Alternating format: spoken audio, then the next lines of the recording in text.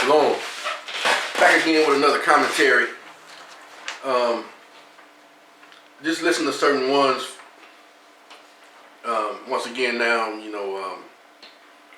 I don't know if they're going to allow you to see this video or not, or what's going on. They're taking photos of me with my own camera while it's on record, and they're so confident in the evil that they're doing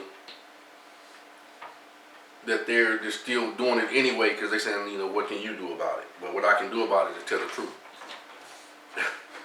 The truth gonna stand regardless. So, there was just certain comments made, and I'm not saying what nobody has a motive or nothing like that. I can't be in somebody's head or anything like that. But one thing we must consider, that the true one, the Most High, the actual great creator of all things, is still the creator of all things. He's not a creature, as in Romans 1, he said, many are worshiping the creature more than the creator. We must all consider, no matter what we believe in, being here on this earth, we all are subject to the creator. And people call him many things. Some people just say the Most High, the highest. Some say Yahweh. Some people say Yahuwah. Some people say Allah. Some people, whatever you call him, the true one is still the Most High, and he's still the creator of all things. And he said, don't fear him who's able to destroy the body, but fear him who's able to destroy our body and soul. So that means you don't exist no more at all. He has the ability. And there is a truth in that means that the soul lasts forever, even after a transition. But what he's telling you there is, you better fear me. Because although the soul lasts forever, but he's able to actually destroy body and soul. So that means he can get rid of the soul too. So he's the only one that can do that though. So we all must consider that. My thought was this. The scriptures. And this is no attack on the Rome, their Pope, anything like that. But it's just what is already on the earth. So I'm just talking about what is. The Vatican's Pope is declared, or he declared, or whoever, they declared him to be the vicar of what is called Christ. So let me read what a vicar is according of Christ. This was no thorough research, but this is just what is known. So I just use something simple to get this over. I believe this was I believe it was Wikipedia. I just used that. Vicar of Christ, from Latin vicarius Christi, is a term used in different ways and with different theological connotations throughout history. The original notion of a vicar is as an earthly representative of Christ, but it is also used in the sense of person acting as a parish priest in place of a real person. The title is now used in Catholicism to refer to the bishops, and more specifically to the Bishop of Rome, the Pope. History and different uses. During the history of Christianity,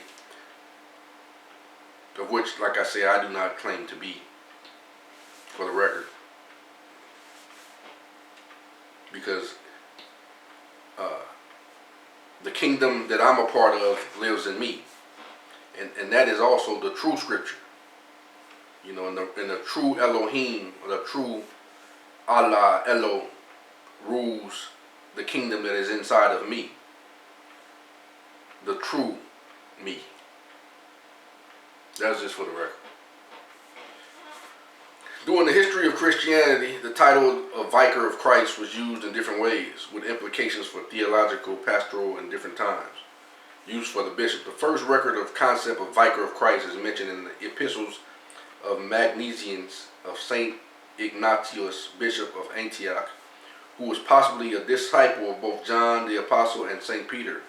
With a pastoral sense, written between the years of 88 and 107 AD, your bishop presides in the place of God. I'll leave it there. Okay.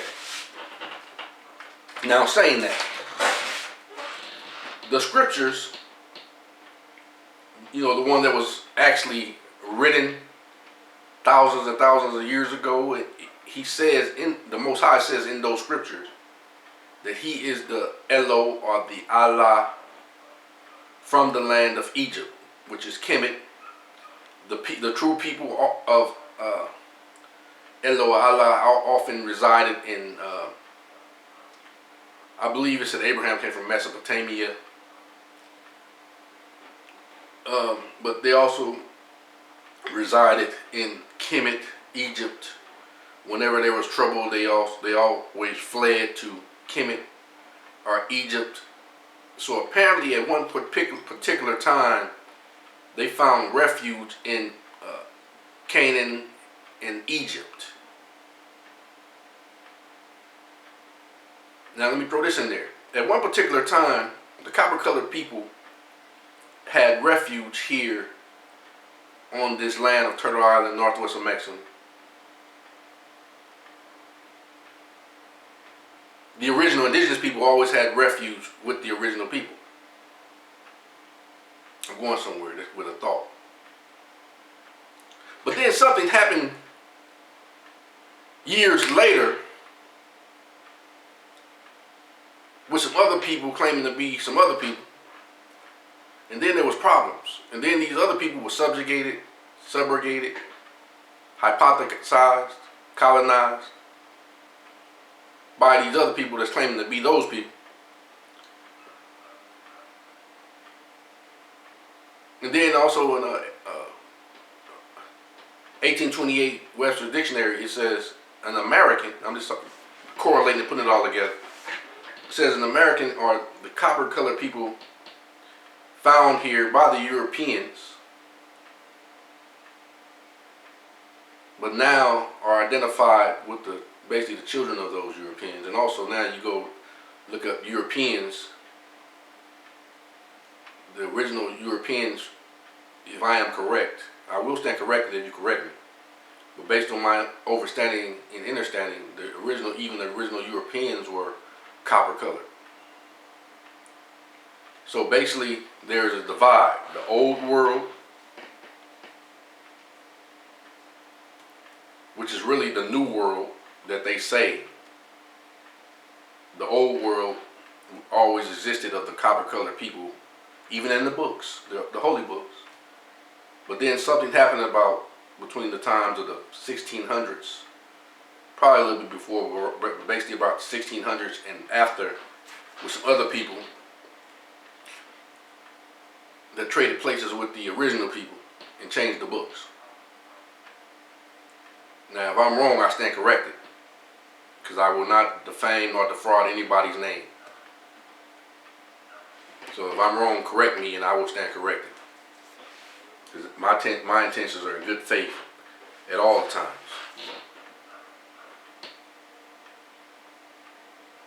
So, in saying that, because the Bible, not the words, but the Bible itself had been incorporated,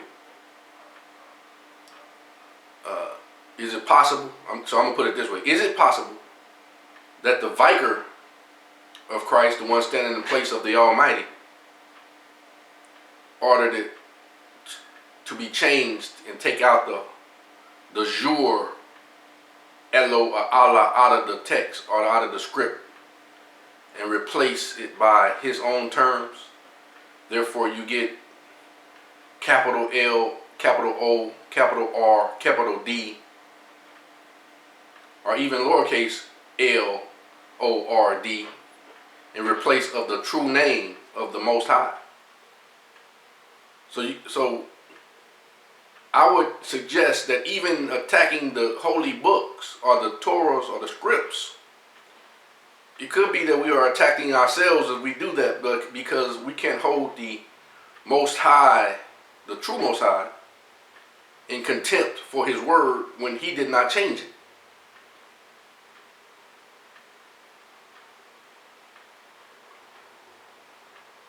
So he didn't put the word all capital L-O-R-D in there. He didn't put the word Jesus in there. I'm not attacking anything. I'm just saying. For example, he didn't put these words in there. They were translated through the incorporation.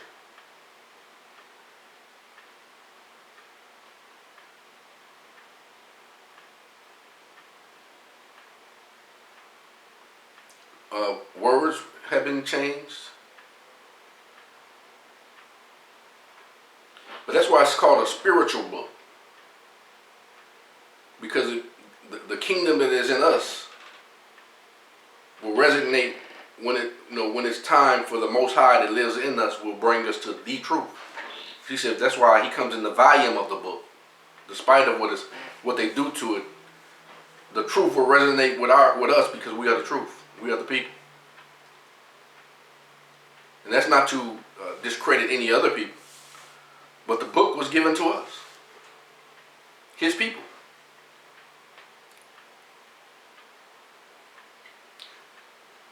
So, at any point in this commentary that I'm not telling the truth, go ahead and let me know, because I'm not here to discredit anyone, or all my actions is in good faith, and my even the thought that I'm sharing is in good faith to bring about the truth. So, even these terms, shalom means peace unto you. Assalamu alaikum means peace unto you. I had I think another brother said Irie. It was Irie. Mean acceptable. Good, I believe, when I looked it up. So I look up words because I don't know everything. I'm not ashamed to tell you either.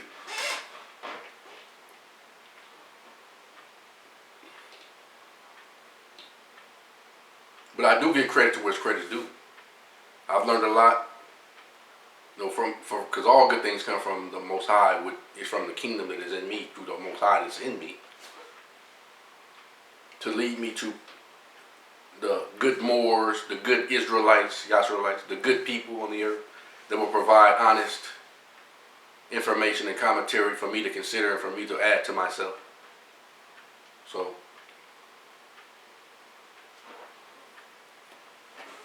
he said the truth shall be your shield and your buckler.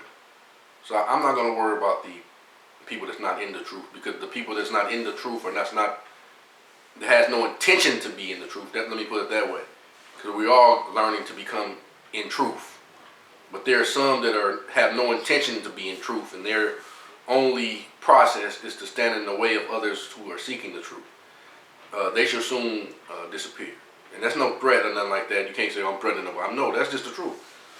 It even says that. It says, the New Jerusalem, he said, nothing that make it a lie shall enter therein. So that means there's coming a time when there's going to be a new heaven, a new earth, like in Revelations 20 and 21.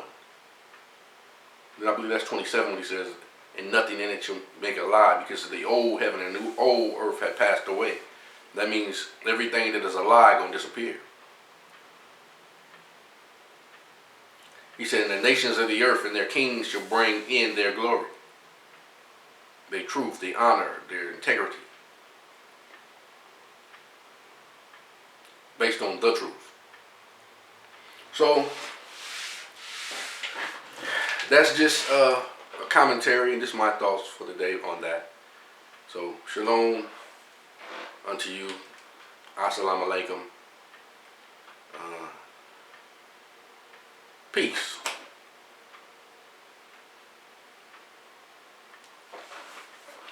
All right. Until next time.